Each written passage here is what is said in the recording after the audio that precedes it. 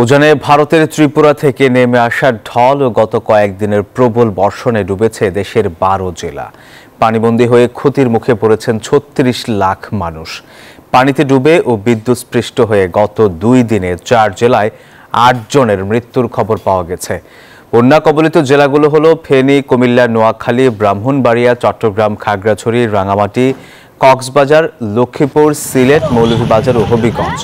এদিকে বন্যার পানিতে রেল লাইন তলিয়ে যাওয়ায় গতকাল থেকে চট্টগ্রাম ও সিলেটের সঙ্গে সারা দেশের ট্রেন চলাচল বন্ধ হয়ে গেছে।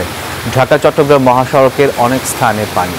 বন্যা কবলিত অনেক এলাকায় বিদ্যুৎ নেই। দীর্ঘ সময় ধরে বিদ্যুৎ না থাকায় অনেক মোবাইল টাওয়ার অচল হয়ে পড়েছে। এতে কার্যত ওই সব এলাকার মানুষ যোগাযোগ বিচ্ছিন্ন হয়ে পড়েছেন। সবার জন্যই ভালো চপস্টিক ইনস্ট্যান্ট নুডলস, দারুণ স্বাদে সবার জন্য। লক্ষ্মীপুরের বন্যা পরিস্থিতি ভয়াবহ রূপ ধারণ করেছে। এখানে যে নিম্নাঞ্চলের ঘর বাড়ি ডুবে গেছে শিক্ষা প্রতিষ্ঠান এবং মসজিদও ডুবে গেছে। আমরা এখন রয়েছি লক্ষ্মীপুর পৌর শহরের আইবালি পোলের এলাকায়। এখানে আপনাদেরকে একটু দেখানোর চেষ্টা করি যে এখানে একটা প্রতিষ্ঠান রয়েছে, সেটি আসলে একেবারে ডুবন্ত অবস্থায়। মানুষজন আসলে ঘর ছেড়ে বাইরে রাস্তায় এসে দাঁড়িয়ে আছেন। আমরা এদের সাথে কথা বলেছি যে আশেপাশে অনেকগুলো ঘরেই আসলে ডুবন্ত অবস্থায় রয়েছে। তবে এখনো পর্যন্ত কোনো সাহায্য সহায়তা কোথাও কারো কাছ থেকে পায়নি অনেকে। আবার অনেকে খাবার সংকটের কথা আমাদেরকে বলেছেন, বিশুদ্ধ পানির সংকটও রয়েছে। একেবারে আসলে মানবেতর জীবন যাপন করছেন। দুর্বিষহ হয়ে উঠেছে আসলে জনজীবন। এই ছিল লক্ষ্মীপুরের বন্যা পরিস্থিতি আমার কাছে। আমি চলে যাব এখন নোয়াখালী, সেখানে রয়েছেন আমাদের সহকর্মী সোহাগ।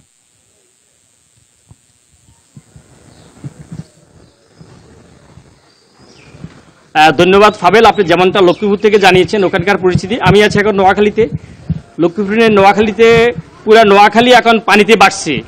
নোয়াখালীর অফিস আদালত থেকে শুরু করি গ্রামগঞ্জ প্রতিটা অলি গলি পানিতে ডুবছে। মানুষের বাড়িঘর সম্পূর্ণ ডুবে গেছে। আমি যেখানে দাঁড়িয়ে আছি সেটা আসলে নোয়াখালী জেলা জামা মসজিদের সামনে। আপনি দেখতে পাচ্ছেন আমার পিছনে একটা জামা মসজিদ, সেখানে গত 20 বছরও পানি উঠেন। এই পানি 5 থেকে 6 ফুট পানিতে ডুবে গেছে।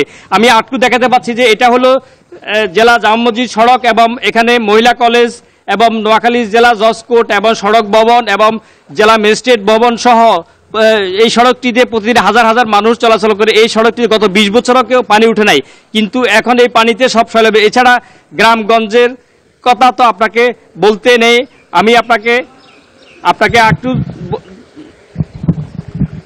আরেকটু জানিয়ে রাখি যে এখনো গ্রামগঞ্জের মানুষ খুবই অসহায়তা আছে। তারা এখনো ত্রাণ সামগ্রী যেমন তো পায়নি। তবে সরকারি বেসরকারি সরকারের পাশাপাশি এখানে কিছু স্বেচ্ছাসেবী সংস্থা তারা কিছু ত্রাণ সামগ্রী বিতরণ করছে। বিশেষ করে বৈষম্যবিরোধী ছাত্র আন্দোলনের শিক্ষার্থীরা নোয়াখালী বিজ্ঞান ও প্রযুক্তি বিশ্ববিদ্যালয়ের শিক্ষার্থীদের পক্ষ থেকে তারা একটা আশ্রয় কেন্দ্র খুলেছেন এবং তারা সেখানে দুস্থ অসহায় মানুষদেরকে সেখানে খাবার বিতরণ করতেছেন। এছাড়া যারা বিএনপি, যুবদল, ছাত্রদল সহ জামাতে ইসলাম সহ বিভিন্ন স্বেচ্ছাসেবী সংগঠন এই সকল কাজে এগিয়ে আসেন। এখানে বেশ কিছু আশ্রয়ন প্রকল্প জেলা প্রশাসনের পক্ষ থেকে সেখানে খোলা হয়েছে। ওখানে আসলে অনেক দুর্গত মানুষ সেখানে আশ্রয় নিয়েছেন, কিন্তু আশ্রয় নিলেও ওখানে যে খাওয়ার সেটা ছিল অত্যন্ত সীমিত। সাধারণ হাজার হাজার মানুষ দুর্ভোগে আছে। মানুষের ভিতরে মানুষ গৃহবন্দী যেহেতু মানুষ আছে, মানুষ হাট বাজার করতে পারছেন না, আবার রান্নাবান্না করতে তাদের খুব সমস্যা হচ্ছে। মানুষ তাদের দাবি সরকারের পাশাপাশি যেন বেসরকারি এবং বিভিন্ন স্বেচ্ছা সংস্থা যদি আরও এগিয়ে আসে তাহলে এই সকল মানুষ তারা উপকৃত হবে। সব মিলে আসলে নোয়াখালীর পরিস্থিতি খুব খারাপ। এই ছিল আমার কাছে নোয়াখালী থেকে সর্বশেষ। আমি চলে যাচ্ছি এখন মৌলভীবাজার, সেখানে আমাদের আরেক সহকর্মী আছেন সিরাজ। আমি সেখান থেকে জানবো সিরাজ সেখানকার পরিস্থিতি জানবেন। সিরাজ। ধন্যবাদ সোহাগ। আমি এখন দাঁড়িয়ে আছি মৌলভীবাজার শহরের মনু নদীর পাশেই। মৌলভীবাজার জেলায় আপনারা জানেন সীমান্তবর্তী জেলা মৌলভীবাজার। এই জেলায় গত 3 দিনের ভারী বৃষ্টির ফলে জেলার 7টি উপজেলার মধ্যে 6টি উপজেলা ইতিমধ্যে তলিয়ে গেছে। 67টি ইউনিয়ন রয়েছে। 67টি ইউনিয়নের মধ্যে ইতিমধ্যে 40টি ইউনিয়ন পানিতে প্লাবিত হয়েছে। তো বিশেষ করে জেলার অন্ততপক্ষে 20টি ইউনিয়ন নতুন পুরাতন মিলিয়ে নদীর 20টি ভাঙ্গন দেখা দিয়েছে।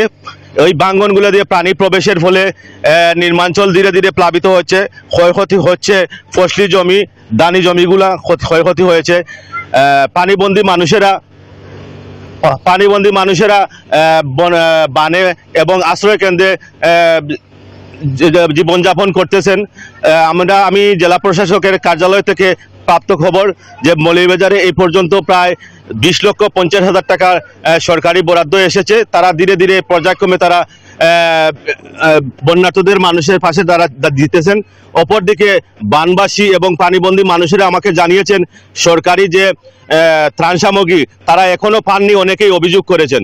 পানি উন্নয়ন বোর্ড আমাকে জানিয়েছে জেলার কুশিয়ারা, মনু, ধলাই, জুড়ি নদী বিপদসীমার উপর দিয়ে প্রবাহিত হচ্ছে।